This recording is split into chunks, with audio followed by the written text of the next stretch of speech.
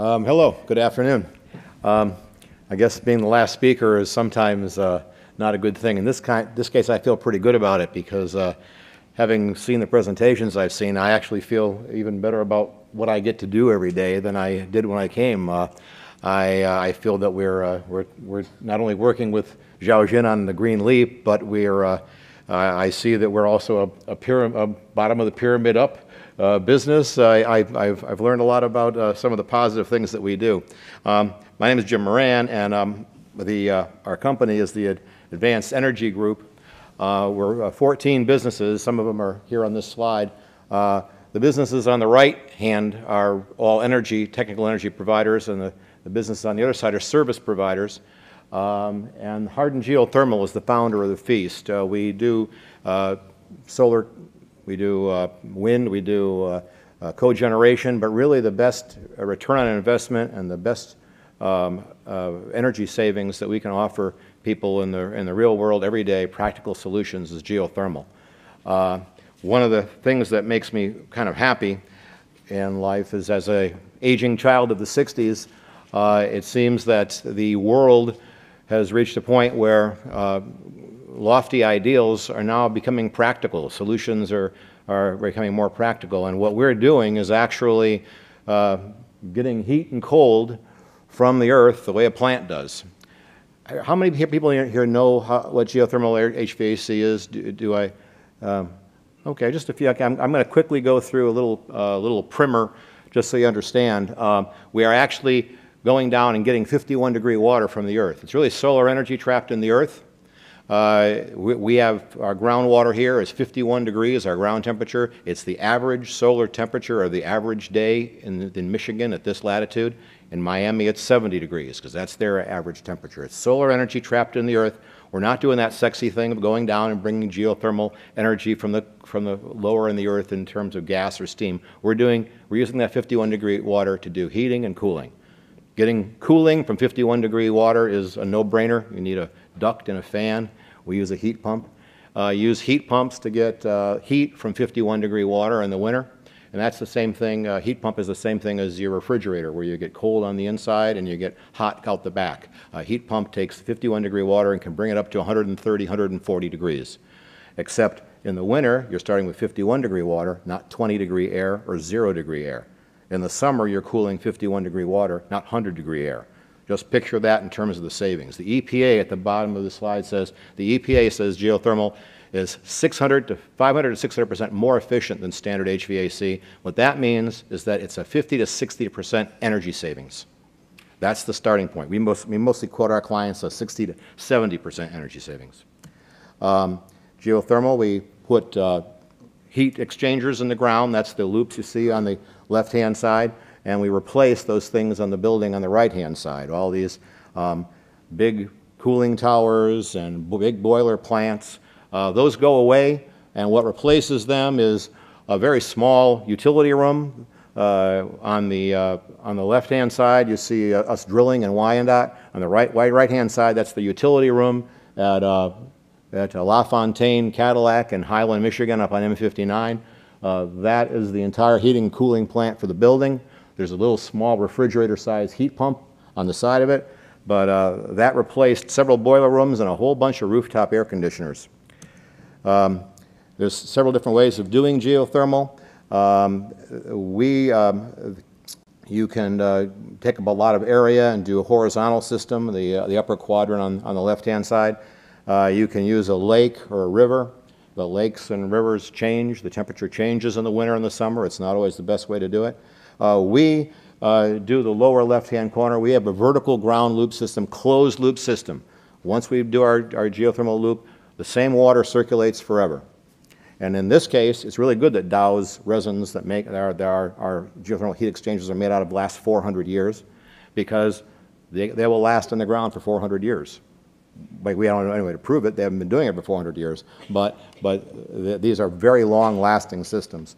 China, on the other hand, China does the open loop system mostly. A lot of geothermal in China. But mostly they're taking water out of the river or the ground. They're using it for geothermal, and then they're putting the water into a lake or a stream.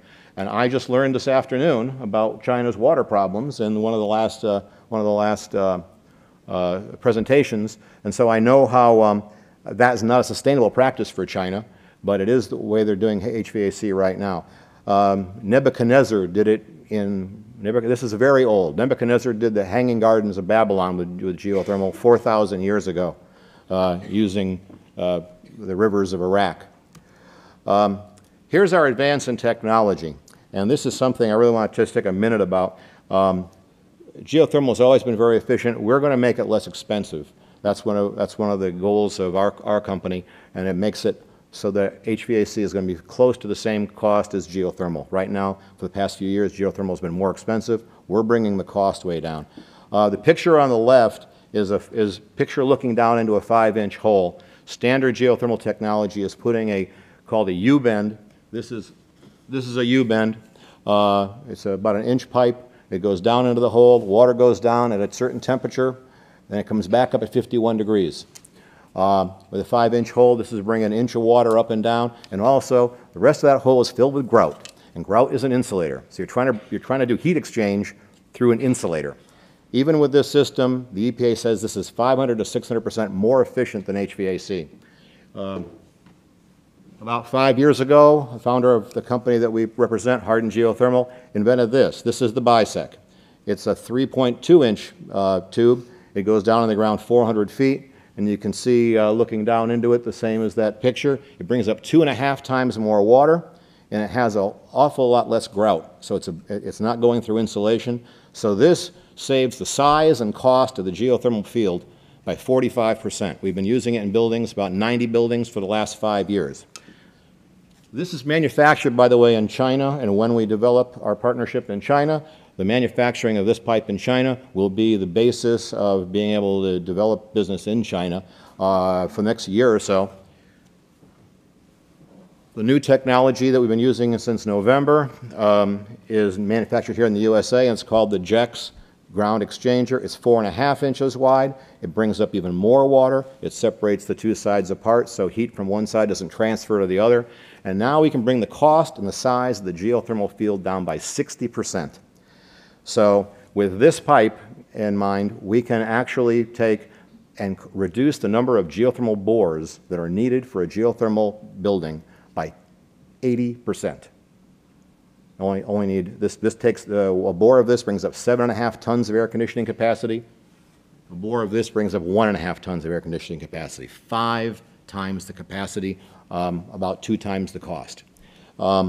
So with that, this is the same building, the same size building. Those are the number of ground exchangers using the U-bend on the far left, using the JEX in the middle, and the bisect in the middle, and the JEX at the far end. What this also means is we can now do buildings that couldn't be done before. We have a building in Ann Arbor that only has the sidewalk and the alley, but they have geothermal. We can do a high-rise building with just the sidewalk and the alley. We can do buildings in China that are very high-rise. They have very, very, very small footprints with just the building and the alley.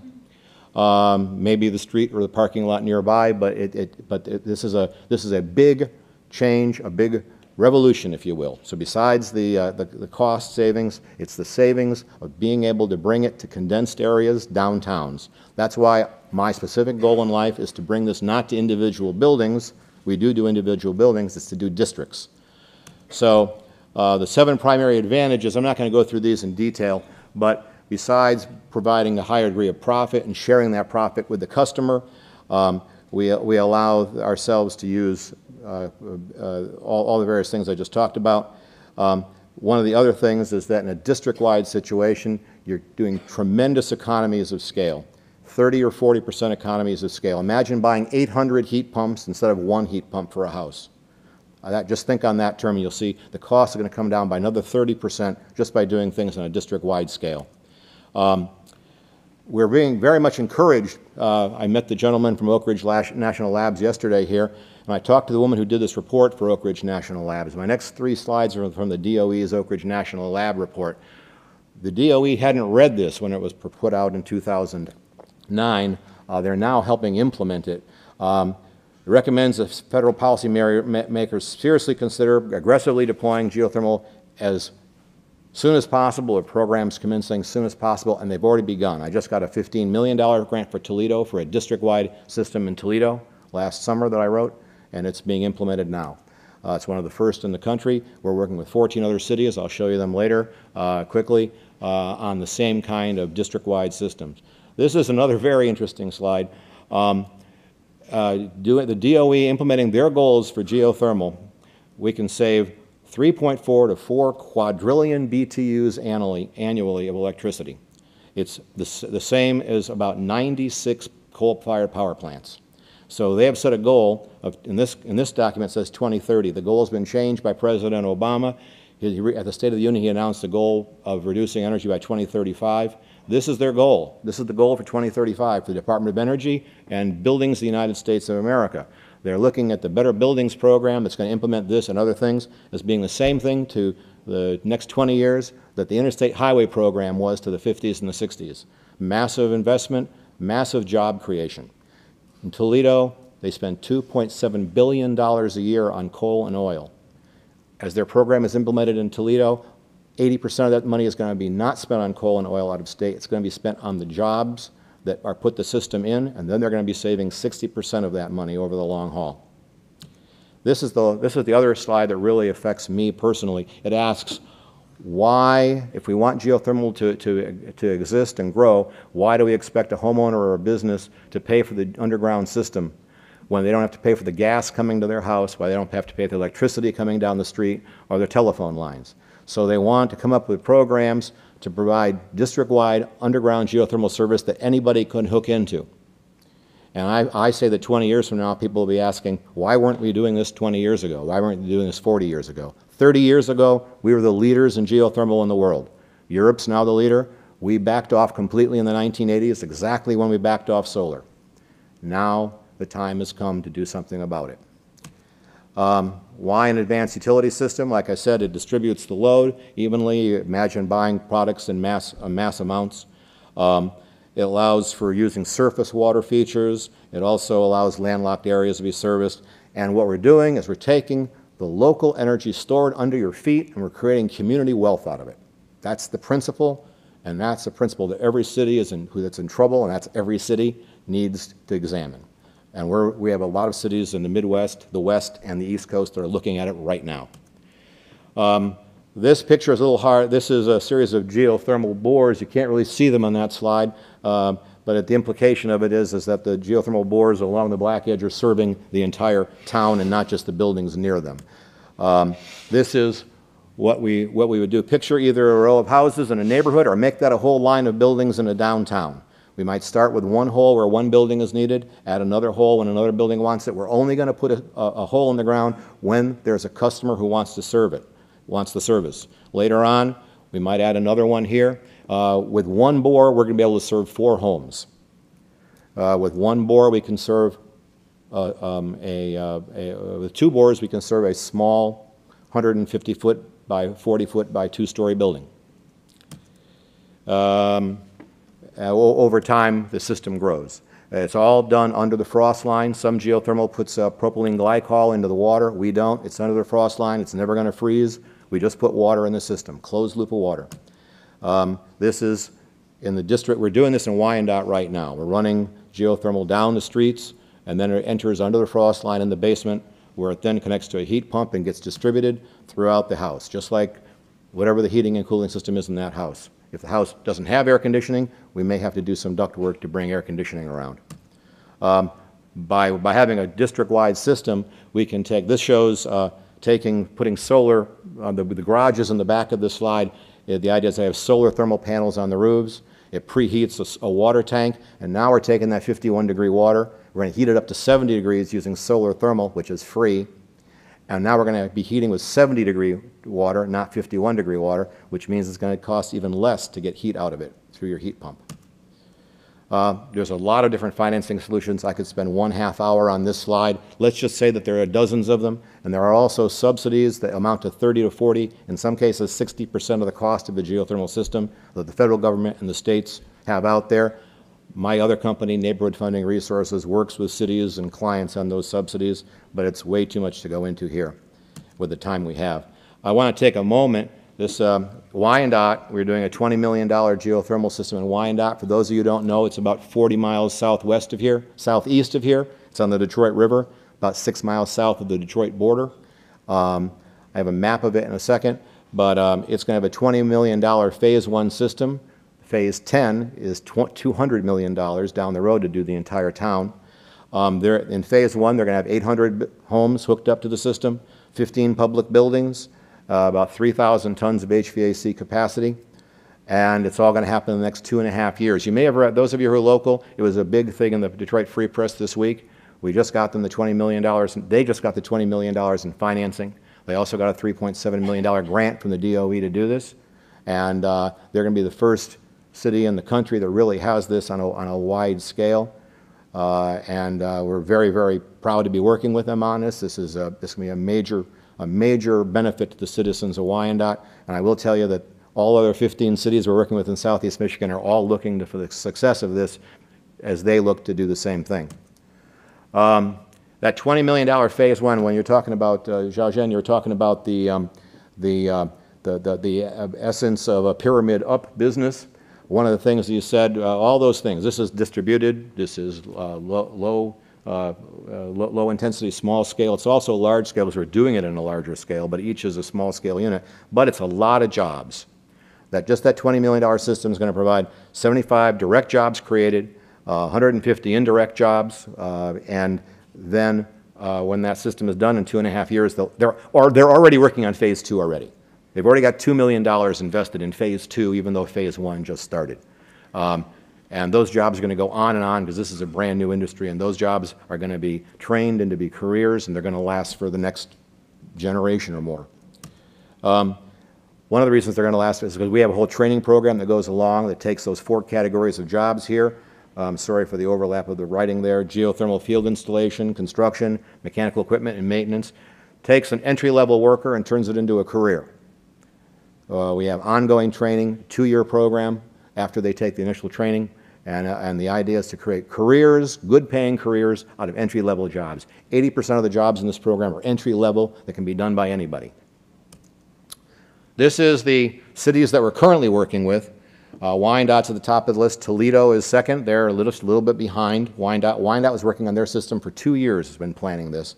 Toledo's only been about a year, so Dearborn Heights is just behind them. We're working right now in Pontiac with some individual developers who are their system in Pontiac, which doesn't have very good credit. It's in bankruptcy. Their system can't start with a centralized system. It's developers who are starting the system, and the city will pick up the pace later on when it can. We have New Paltz, New York, Pagosa Springs, Colorado in the middle there. They're about to sign a contract with Hardin Geothermal to begin their system. Theirs is unique because they're going to be using, they have hot springs under the town. This is in the mountains in southwest Colorado, and they'll actually use the hot springs for hot water. Several of the other projects here are Ann Arbor is actually doing we presented to Ann Arbor, they're doing a geothermal feasibility study right now. It's been about half a year. We've been waiting to hear the results of it. This is a little picture. The red areas are where the Wyandotte system is starting. That's the $20 million first phase. You can see that it'll take 10 times that to cover the whole city. Wyandotte Municipal Services has their own utility company. It's a nonprofit utility company. They're leading the way in this. They're becoming the leaders nationally. They're talking about Melanie McCoy, who runs Wyandotte Municipal, as being a leader nationally in implementing creative, imaginative, district-wide energy systems. This is a little map of Pontiac where we have it coming from the other end. Developers starting it because it makes sense. It makes sense now. The costs are the same as HVAC when you bring in the subsidies. If you can use some of the more exotic subsidies, like 100% accelerated depreciation, it can pay itself back in 1 year. Whoops, a little too fast. These are some of the campuses that we've worked on. Right here at the top is Lawrence Institute of Technology. They're one of our gold star. We actually did that about 3 years ago. If you go to Lawrence Institute of Technology and you ask to have a tour, they'll be glad to give you a tour. And they love this system, and they're going to be building another new building. We're hoping to bid on that. It's supposed to be the beginning of a campus-wide system. Murray State in Oklahoma, there was our first campus system. They have gone campus-wide. They started out as a geo-utility working with us, and now they've bought their own system. They've got their own complete system. They've done the rest of it on their own. This is the University of Toledo practice facility. I love this because besides it only opened less than a year ago, besides the fact of the incredible energy savings they're having, they got rid of their entire boiler room that serviced this facility before it was remodeled, and they turned that into a women's volleyball court. And the women's volleyball team won their division championship. And they credit Jim Harden because they're the only school in the league that had an indoor volleyball practice facility. So the benefits are just go on and on and on. These are some commercial applications. The one at the bottom, we like that we have one of the biggest ones is the Golden Gate Casino oh, it's not on there. That's interesting. We just finished a hospital in New Jersey. Ryan LaFontaine at LaFontaine Chevrolet Cadillac at the bottom picture there, their energy savings are $180,000 to $204,000 a year. That's their quote. They also will show you, they'll give you a tour up there anytime you want. AEJI International for China. We've been entering into a three-part partnership, Zhaozhen and the China Social Innovation Foundation, as well as the China Entrepreneurial Network, along with our AEG team. And we're working on bringing in some Chinese governmental and development partners. Our plan right now is we're planning a demonstration project for this summer. The mission and goals, we want to introduce the BISEC heat exchanger, now manufactured in China, and then ultimately the JEX pipe when we need to use it here in the United States. We want to work out we want to make sure all the bugs are worked out. They are worked out now, but we wanted to give a good year of product testing, getting all the testing and reports in it on before we want to manufacture it internationally. We want to introduce geothermal for large-scale buildings and installations first with the BISEC, and then we want to work with the local partners in the local cities and provinces to, in the following year, in 2012, start working on the first potential districts. We're also working on manufacturing and R&D in China. We've been talking about it anyway, and this is going to take up a larger and larger chunk of our team's time, exactly at the same time when all those 15 cities are now saying, okay, Wyandott's done their city, now come and do ours. So it's going to be kind of a split focus.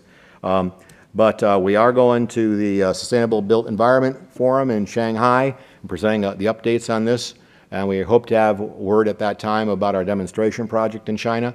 And we see it as the beginning of a decade-long involvement, not just in China, but here, as we work with the DOE to do district-wide systems all over the country. And that's my presentation. And I thank you very, very, very much, and thank you for being with us all day.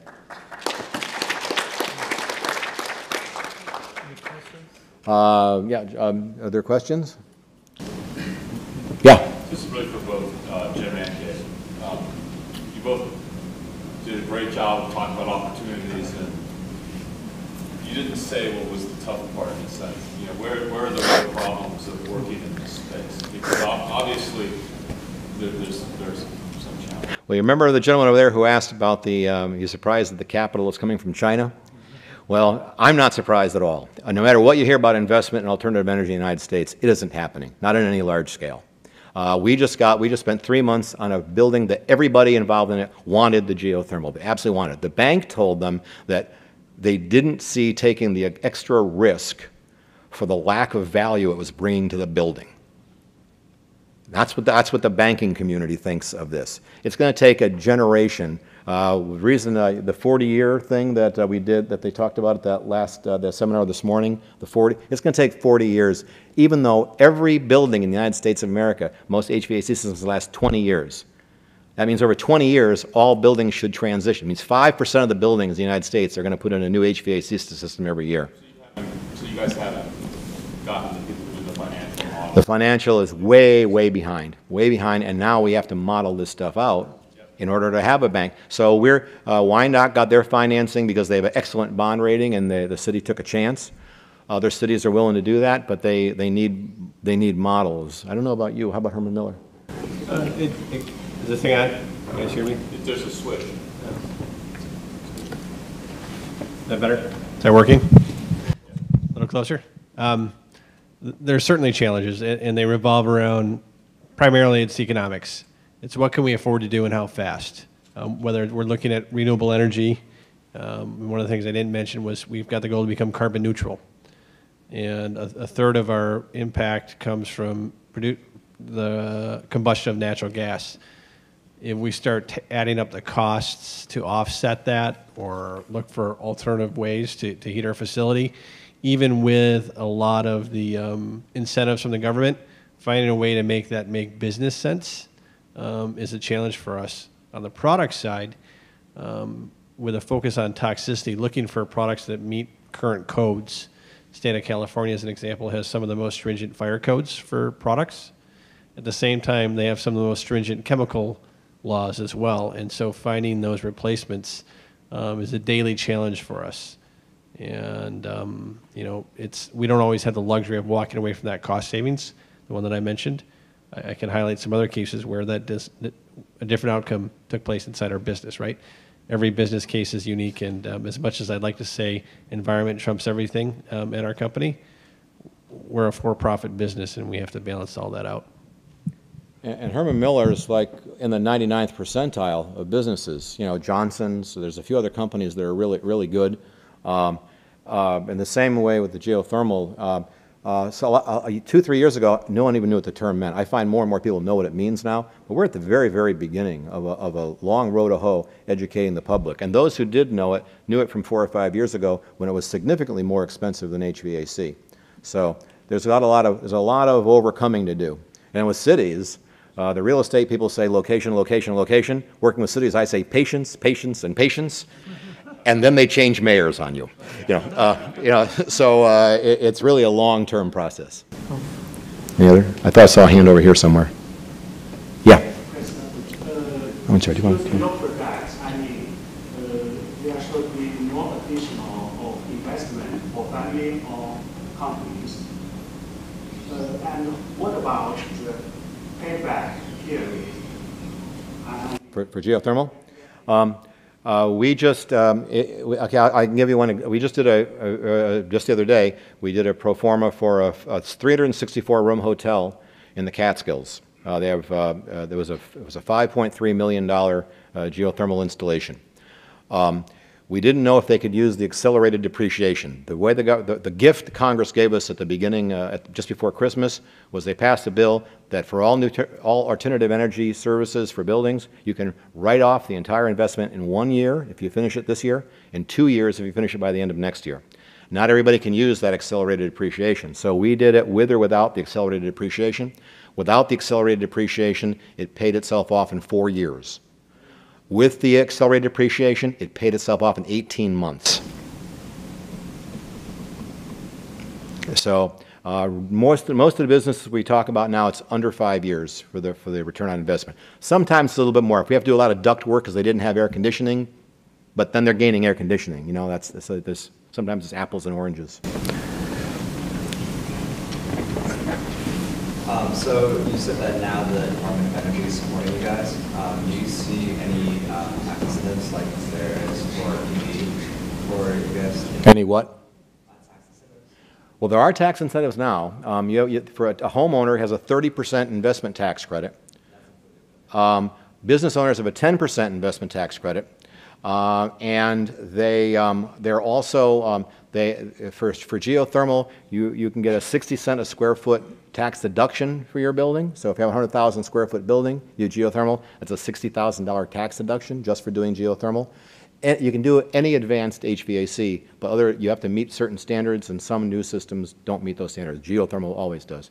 But there are other new ones coming on. Right now they're talking about the new energy bill apparently is going to have something for business owners who are both doing historic and green, which is going to be unusual. So there's all kinds of things that are going to be coming out. The DOE's Better Buildings program. If you want to Google something, Google the Better Buildings program on the DOE. That's the program that they're talking about being the equivalent of the Interstate Highway program. What is the maintenance on the system like? Very low, very low. We're talking, see, most of these, the heat pumps have a 20-year warranty. The underground system It has an unlimited warranty. I mean, if it breaks, you know, we're going to fix it. But generally, it breaks because someone goes over it with a backhoe, and because there's an accident of some kind, which in case insurance pays for it. But we're talking about changing filters for heat pumps, really, for the first 3 or 4 years. And generally, we build in a factor for upgrading the system in 4 or 5 years. For any major building, we build into the contract a system upgrade, because we know there's going to be improvements. There's going to be a new heat pump improvement. So there's going to be some new improvement. So, but it's very, very low, as is there's the life cycle costs, because their heat pump is going to generally last 40 years. Far fewer working parts, many fewer working parts. That's why. Excuse me, my in-laws have one of these heat pumps, 20 years old approximately, I'd say, so I have no idea the comparable technology. But it uses a lot of electricity to run the pump, so that's kind of, that's a Well, is it a heat pump that's connected to the a geothermal system, or is it just a heat pump that, though they're still a good investment, but is it a geothermal heat pump, or is it just doing air from the outside? No, it's geothermal. Okay. They have a whole field out Yeah. Okay. Okay. Then that's geothermal. So geothermal is the highest use for energy savings is for air conditioning. For every 1 unit of energy in, you get 16 to 20 units of energy out in air conditioning. For heat, for every unit of energy in, you get between 6 and 8, sometimes 10 units of energy out. So what a house or business generally does is its air conditioning bill goes away in the summer. In the winter, it actually could have a higher electricity bill if it was going from gas to electric, but we generally see that it should be about a 30 to 40% reduction in the electric bill and an elimination of the gas bill. If they're not getting that, it may be that old heat pump needs to get replaced, just the heat pump, not the geothermal field. They are much more efficient now than they were even 2 or 3 years ago, let alone 20 years ago. I'll be glad to talk to you about it afterward if you want. For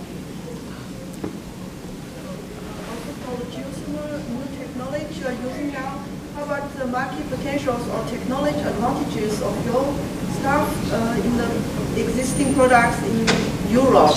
Probably you already know in Germany they have a law already for how they have to certain amount of new energies should be used. Yeah, well, if you saw one of the slides this morning, they showed in Denmark, they showed the heat pumps across the top. I noted down that heat pump. There's a lot of heat pump use in Denmark, I noticed.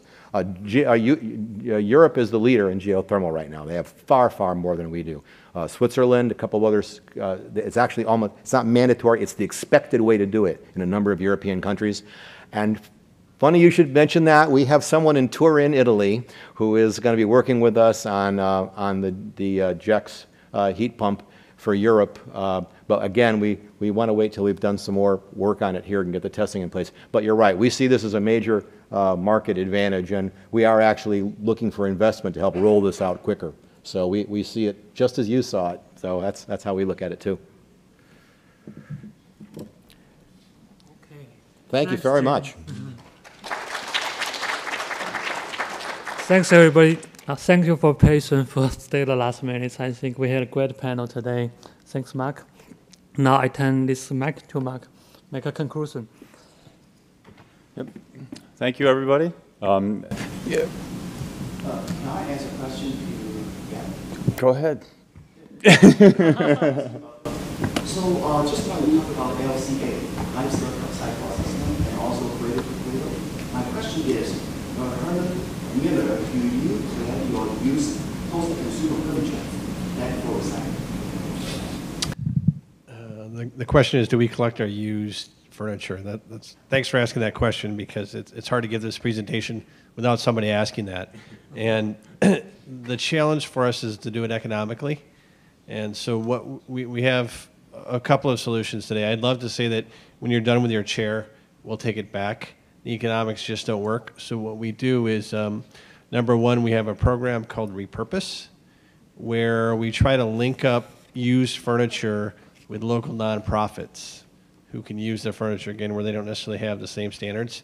If we can't do that, then we'll try to identify local recycling centers. And actually, I skipped a step. There's a secondary market for furniture, much like used cars. And we have connections with that particular industry where we'll try to divert the material.